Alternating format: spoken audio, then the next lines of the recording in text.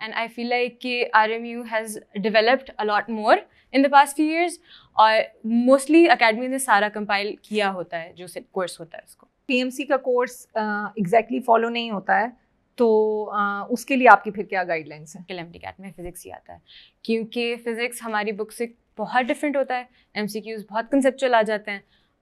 तो आपको एक और चीज़ पे फोकस करना है कि अगर जिस तरह मेरा बहुत मार्कर था कि मेरा हार्ट बीट इंक्रीज होती थी.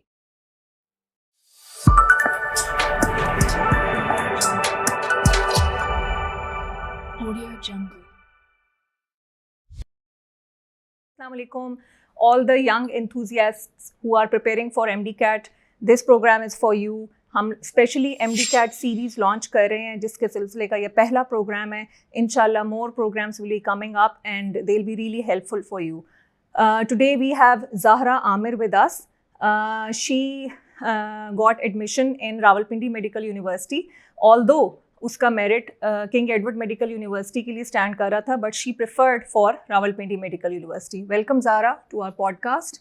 Thank you, ma'am, for inviting me to this platform of SALT. I really appreciate the opportunity that you've given me कि मैं जो गलतियाँ मैंने अपनी दफ़ा की थी या जो चीज़ मैंने सीखी थी, I can contribute in my way and मैं दूसरों को help कर सकूँ कि वो mistakes ना करें या वो उन चीज़ों से फ़ायदा उठा सकें.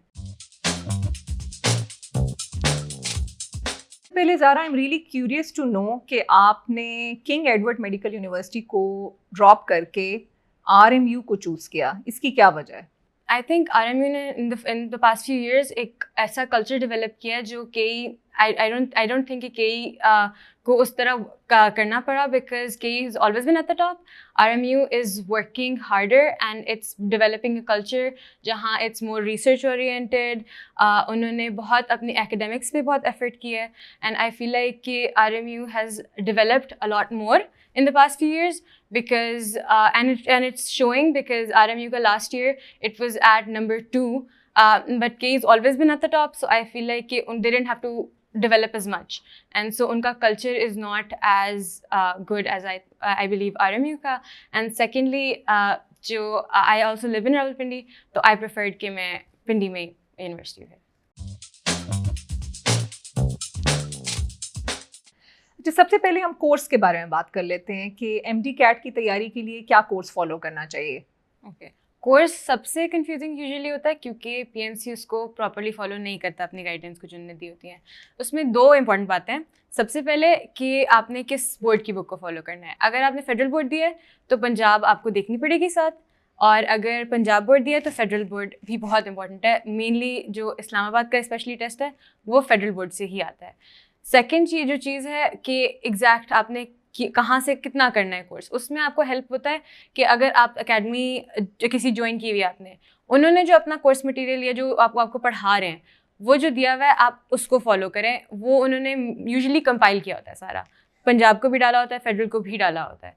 और अगर आप नहीं ज्वाइन की हुई कोई एकेडमी तो आप अपनी फ्रेंड से पूछ लें, कोई जो जा रहा है एकेडमी, और मोस्टली एकेडमी ने सारा कंपाइल किया होता है जो कोर्स होता है उसको. का मतलब है बेटे PMC का कोर्स एग्जैक्टली फॉलो नहीं होता है, तो उसके लिए आपकी फिर क्या गाइडलाइंस है? बेसिकली ये बात है कि वो बहुत उन जो कोर्स दिया होता है उन्होंने वो बहुत स्पेसिफिक टॉपिक्स को उन्होंने किया होता है, या फिर जितना जैसे हमारी बुक है उसमें से बहुत थोड़े चैप्टर्स को उन्होंने डाला होगा, मगर जो एक्चुअली MCQs आते हैं वो जो उन्होंने टॉपिक्स दिए होते हैं उससे रिलेटेड कोई भी MCQ आ सकता है बाकी बुक में भी जो उससे रिलेटेड लिखा हुआ है.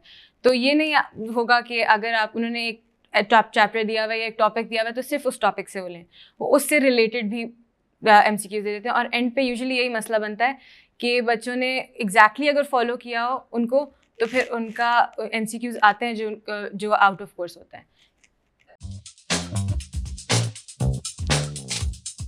अच्छा ज़ारा, अगर मैं आपसे कहूँ कि आप हमें सब्जेक्ट वाइज गाइडेंस दें कि किस सब्जेक्ट को ज़्यादा फोकस करना चाहिए, क्या क्या सब्जेक्ट्स इंक्लूडेड होते हैं?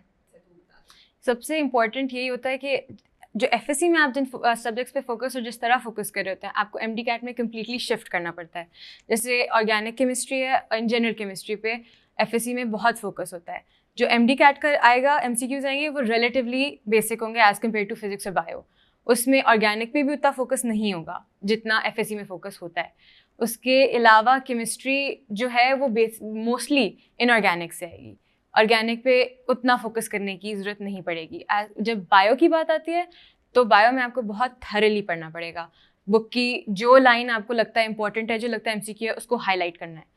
उसके बाद बाकी सारी लाइंस को छोड़ देना है। जो हाईलाइटेड लाइंस है ना, जो आपको लगता है कि एमसीक्यू में आ सकती हैं, उन पे फोकस करना है। और फेडरल बोर्ड उसमें बहुत इंपॉर्टेंट हो जाता है, क्योंकि मेनली जब हमारा टेस्ट आया था वो उन्होंने फेडरल बोर्ड से फिर दिया था। पंजाब में भी बहुत एक्स्ट्रा बातें थी, मगर उस पर उन्होंने फोकस नहीं किया। हमारे टेस्ट में उन्होंने मेनली फेडरल बोर्ड पे फोकस किया था।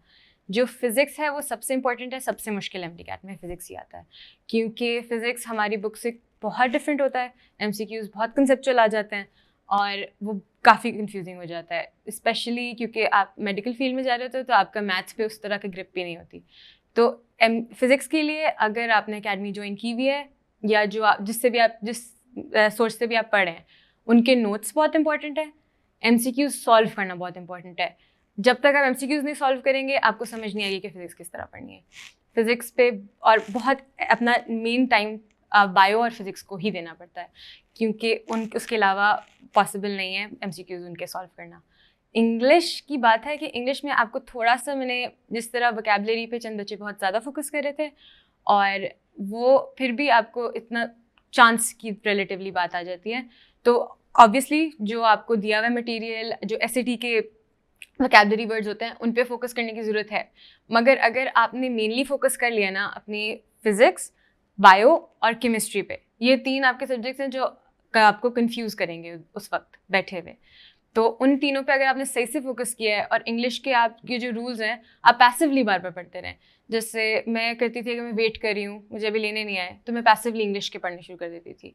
वो उस तरह काफ़ी हेल्प करता है कि फिर एंड पे याद भी रहता है, क्योंकि इंग्लिश की इतनी वो अकेडमीज़ वाले बड़ी दे देते हैं ना बुक्स, वो आप वैसे भी उस वक्त याद नहीं कर सकते। आपको थोड़ा सा अपने उस पर ही करना पड़ता है, अपनी जो उस वक्त जो समझ आ रही होती है उसके अकॉर्डिंग ही फिर सॉल्व करने पड़ते हैं एमसीक्यूज़।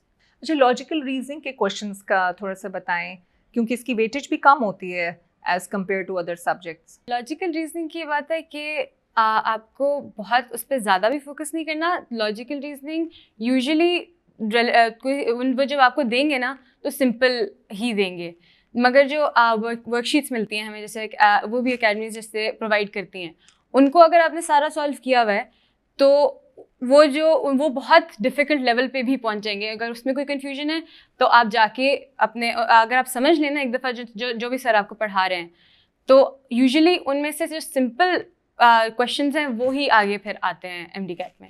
वो इतना जब टेस्ट बना रहे होते हैं तो इतना उसको डिफ़िकल्ट वाला नहीं देते हैं। वाइज टू कि आप जी बेस्ट पॉसिबल तैयारी करें, क्योंकि अगर उससे लेस कॉम्प्लिकेटेड भी क्वेश्चंस आते हैं तो आप आसानी से कर सकेंगे। लेकिन अगर आपने हायर लेवल क्वेश्चंस नहीं किए हुए, तो सिंपल क्वेश्चंस ही सिर्फ आपने तैयार किए हुए हैं, तो आपकी एंग्जाइटी भी बढ़ जाती है ड्यूरिंग एग्ज़ाम। कॉन्फिडेंस ही तब आता है जब आपने बेस्ट पॉसिबल अपना इनपुट दिया हुआ होता है। ज़ारा, आपने कितने अरसे तैयारी की एमडीकैट की? हाँ, जब बोर्ड के पेपर्स ख़त्म हुए थे उसके बाद स्टार्ट की थी। चंद बच्चे हैं जो पैरेलल प्रेप सेशंस भी ज्वाइन करते हैं। मैंने उस वक्त वो पैरेलल प्रेप सेशंस नहीं ज्वाइन किए थे। मैंने एज सून एज बोर्ड्स ख़त्म हुए थे उस वक्त स्टार्ट की थी, एंड मैं एंड तक ऑब्वियसली फिर करती रही थी। इट वाज अबाउट, हमारा थोड़ा सा डिले हो गया था, तो यूजुअली 2 to 3 मंथ्स होते हैं, तो हमारा 3 के ज़्यादा करीब चला गया था टाइम। इसका मतलब है कि जो लोग अब तैयारी शुरू कर रहे हैं उनको डिसहार्ट होने की ज़रूरत नहीं है। There still time to make and break वाला। यस, अब हम बहुत टाइम होता है एमडीकैट में। यूजुअली एंड तक आपके पास जो भी जिस वक्त भी स्टार्ट कर ले उसके पास अपॉर्चुनिटी होती है करने की, एज लॉन्ग एज आप स्केड्यूलिंग सही कर रहे हैं। अपने आप को पहले देखें कि आप किस स्पीड से काम कर सकते हैं, क्योंकि हर बंदे की स्पीड फ़र्क होती है।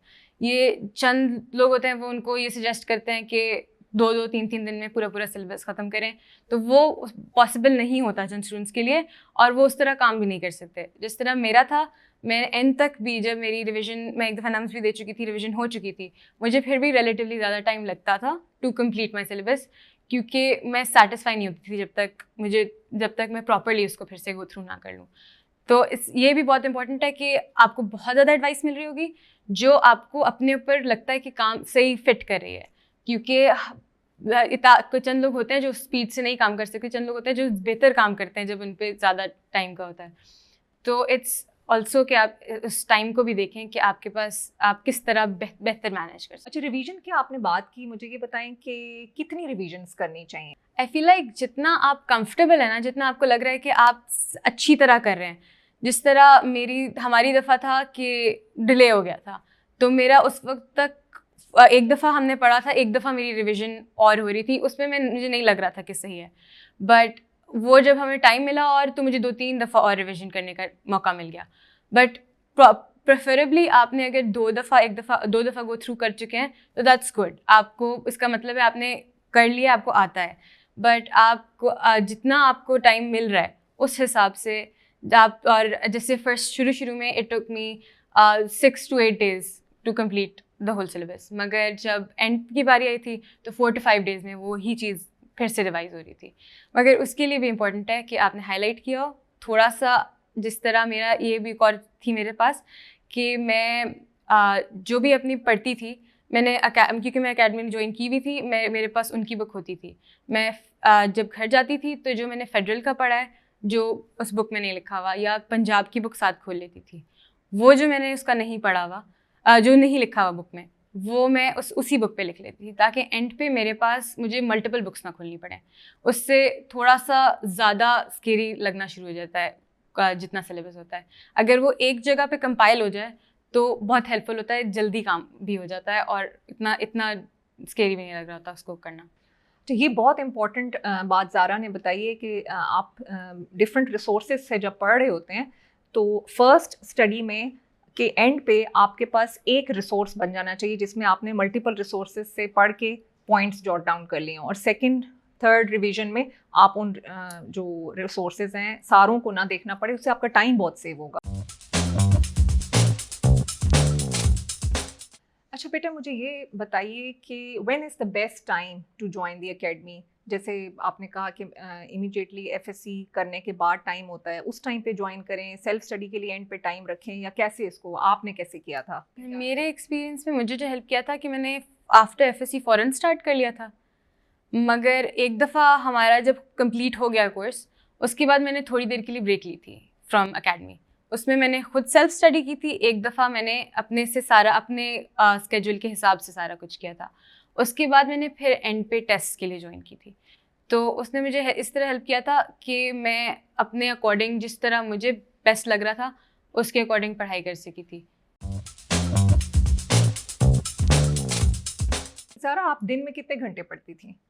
दिन में जो पढ़ाई का है ना, आपको, मेरे लिए ये था कि मैंने ब्रेक का स्केड्यूल रखा हुआ था, जो मेरे पास मेरा एक स्पेसिफिक टाइम था। जब मैं एकेडमी से आती थी तो मैं फ़ौरन ब्रेक नहीं लेती थी, मैं उस वक्त आके थोड़ा सा पढ़ती थी ताकि मैं आराम, थोड़ा सा मेरे पास जब मैं बाद ब्रेक लूँ उसके बाद मेरे पास कम करने को हो काम। मैं एकेडमी से आके थोड़ा सा पढ़ लेती थी जो दिन का मेरा गोल होता था, उसके बाद मेरा घंटा 2 घंटा ब्रेक होती थी, उसके बाद मुझे वापस अगेन उसी जो भी नेक्स्ट, यूजुअली मेरा तो टेस्ट होता था तो टेस्ट पे फोकस करना होता था, जो पढ़ा होता था उसको सारा रिवाइज करना होता था।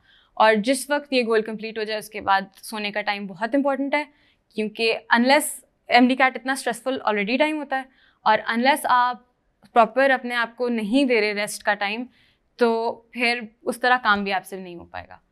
So you need proper sleep, and जो ब्रेक टाइम है उसका आप ब्रेक्स मतलब बहुत डिवाइडेड ना हो, एक प्रॉपर ब्रेक और एक प्रॉपर स्लीप, वो ये भी बहुत इंपॉर्टेंट है। तो यानी आप दिन में तकरीबन 12-13 घंटे तो पढ़ती होंगी।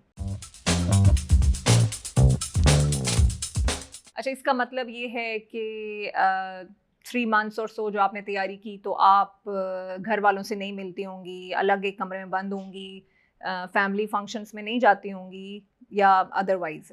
तो मुझे लगता है कि मैं बेहतर तब पढ़ती हूँ कि मेरे इन्वायरमेंट में कुछ ना कुछ चल रहा हो। तो मैंने एमडी कैट की तैयारी में साथ पढ़ते पढ़ते, ये नहीं कि मैं पढ़ाई छोड़ देती थी, बट मैंने क्रिकेट के भी सारे मैचेस देखे, मैंने फैमिली के साथ भी टाइम स्पेंड किया। मैंने एफएससी में जब एफएससी में मेरी मामू की शादी थी, वो भी मैंने प्रॉपरली अटेंड की।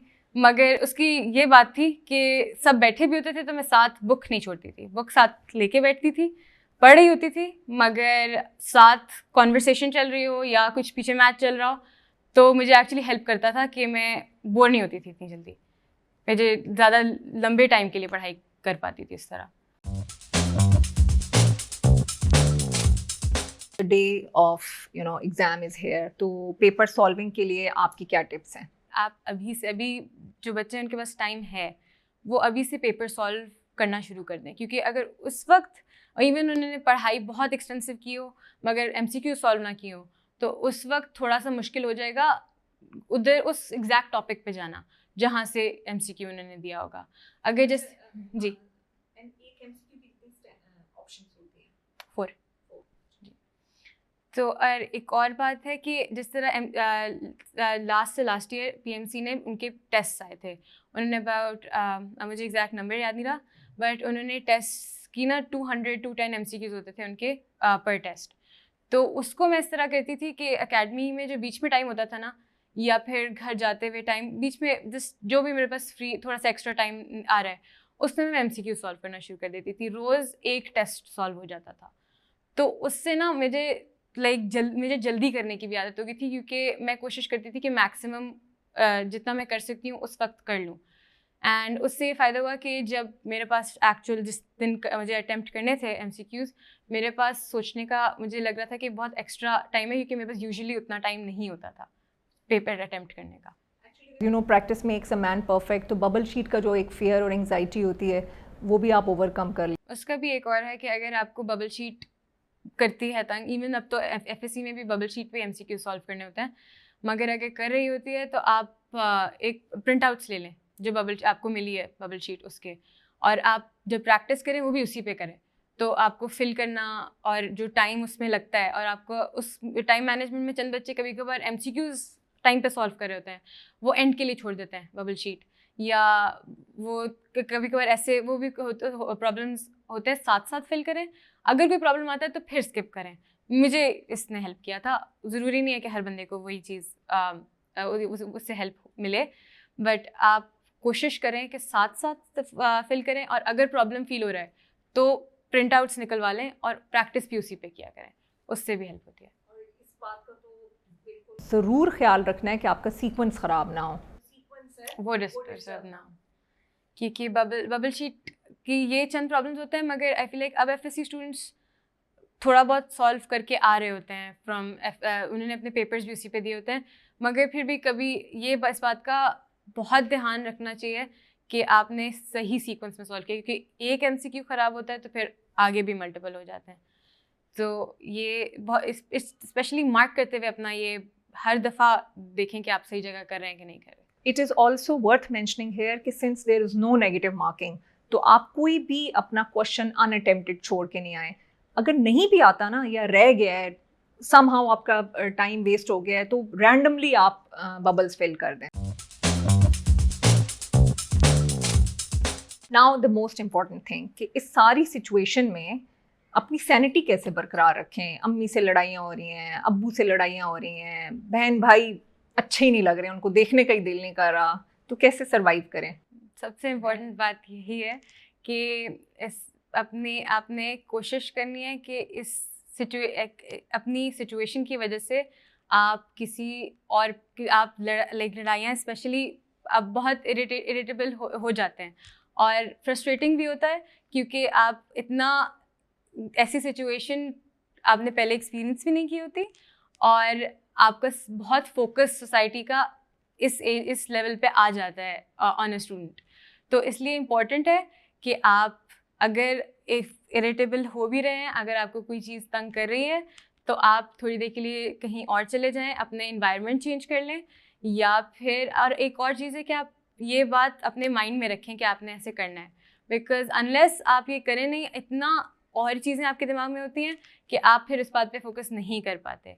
तो अपने पेरेंट्स, अपनी फैमिली के साथ थोड़ा अच्छा इन्वायरमेंट कोशिश करें घर में रहे, क्योंकि उसी तरह आप भी फिर बेहतर परफॉर्म कर सकते हैं, और बेहतर माइंडसेट से जाएंगे तो पेपर वाले दिन भी बेहतर आपका आउटकम आएगा। अगर आप इस तरह के इन्वायरमेंट से जब जाएंगे तो बहुत दिमाग माइंड हो जाता है, कंफ्यूज हो जाता है जब आप बैठते हैं उस वक्त, बिकॉज आपका माइंड क्लियर होना चाहिए। वो जैसे कहते हैं ना कि पॉजिटिव वाइब्स ओनली। और चीज़ भी करिए कि आप अपना ना, बिकॉज उस वक्त स्टार्ट में फील हो रहा था कि मुझे इतना स्ट्रेस नहीं हो रहा, और फिर जब अक्यूमुलेट होता रहता है ना, एंड पे कोई आउटबर्स्ट आता है आपका एक, तो आपको एक और चीज़ पे फोकस करना है कि अगर जिस तरह मेरा बहुत मार्कर था कि मेरा हार्ट बीट इंक्रीज होती थी, तो उसको चेक करते रहें, मैनेज करते रहें। अगर आपको लग रहा है कि आपको थोड़ा सा अब फील हो रहा है या अजीब ऑफ फील हो रहा है, तो ब्रीदिंग एक्सरसाइजेज बहुत हेल्प करती हैं। थोड़ी देर के लिए सब कुछ छोड़ के बैठ के जस्ट ब्रीदिंग एक्सरसाइजेज या कोई अपना माइंड क्लियर करने की जो भी आपका मेथड है, अगर आप उसको फॉलो करें तो बहुत बेहतर रहता है, क्योंकि वरना अगर आप उसको सिर्फ साइडलाइन करते रहेंगे तो वो कहीं ना कहीं आएगा और फिर वो ज़्यादा डेंजरस होता है। एक level of stress that keeps you driving and motivated is important, लेकिन इतनी एंग्जाइटी ना लें कि ये ज़िंदगी मौत का मसला ना बनाएं इसको। नमाज पढ़ें, अल्लाह के साथ कनेक्ट करें, नमाज के थ्रू मेडिटेट करें, डेली के 2 रकत नफल आप इस मकसद के लिए पढ़ें। भी मैंने नोटिस किया था कि even in FSc and MDCAT जब बहुत ज़्यादा हो जाता था मेरे लिए, तो मैं जब तक मैं कॉम फील नहीं करती थी तब तक ना मैं खड़े होकर नफल पढ़ना शुरू कर देती थी और सजदे में दुआएं मांगना शुरू कर देती थी। जैसे ही मैं वो करती थी ना, इट फेल्ट लाइक कि अब सब कुछ ठीक हो जाएगा, अब प्रॉब्लम नहीं, अब जो भी है मैंने अल्लाह ताला से मदद मांग ली है तो एवरीथिंग विल बी फाइन। ये और कुरान का डेली अपना एक रूटीन रखना कि इतना मैंने पढ़ना है, और उसको आगे आगे ना करें, शुरू में ही पढ़ लें, सुबह सुबह पढ़ लें, और नमाज को फॉलो करना। ये 3 चीज़ें जब तक मुझे लगता है, और स्पेशली रात को लेट पढ़ती थी, लेट तक पढ़ रहे होते हैं बच्चे, तो अगर तहज्जुद का वक्त पढ़ने का मिले, मतलब तहज्जुद पढ़ लें आप, तो उसका भी बहुत हेल्प होती है उसमें, क्योंकि एक मेंटल सेटिस्फैक्शन होती है, फील होता है कि हाँ मैंने ये किया तो इससे भी हेल्प होगी। इसमें से पहले भी कि आप उस एंड पे इतनी रिवीजन ना करें, मतलब जो पेपर से सुबह होती है, पेपर की सुबह, उस वक्त आप बहुत ज़्यादा रिवीजन में ना पढ़ें। अगर कुछ रहता है तो उसको देख लें, मगर जल्दी एग्ज़ाम हॉल में जाके बैठ जाएं और कुछ पढ़ना शुरू कर दें। उससे भी ना, जब तक आपके पास पेपर आता है उन्होंने वैसे ही थोड़ा सा टाइम डिले होता है जब तक वो सबको बिठाते हैं और जब वो पेपर डिस्ट्रीब्यूट करते हैं। अगर आप थोड़ा सा पहले जाके बैठ जाएं तो जब तक आपका होता है डिस्ट्रीब्यूट पेपर, आप स्टार्ट करते हैं, उससे पहले आप वैसे ही आप नर्व्स पे थोड़ा सा कंट्रोल कर चुके होते हैं। अगर आप बिल्कुल एंड तक रिवाइज करेंगे और फिर जाके बैठेंगे तो उस वक्त फिर वो फिर होता है कि लास्ट आपको याद आ रहा होता है कि आपको क्या नहीं आता या क्या रहता है या क्या अभी उस वक्त याद नहीं आ रहा। तो अगर आप पहले जाके बैठ जाएं तो दैट्स बेटर, आप थोड़ा सा फेमिलियर भी हो जाते हैं उस एरिया से।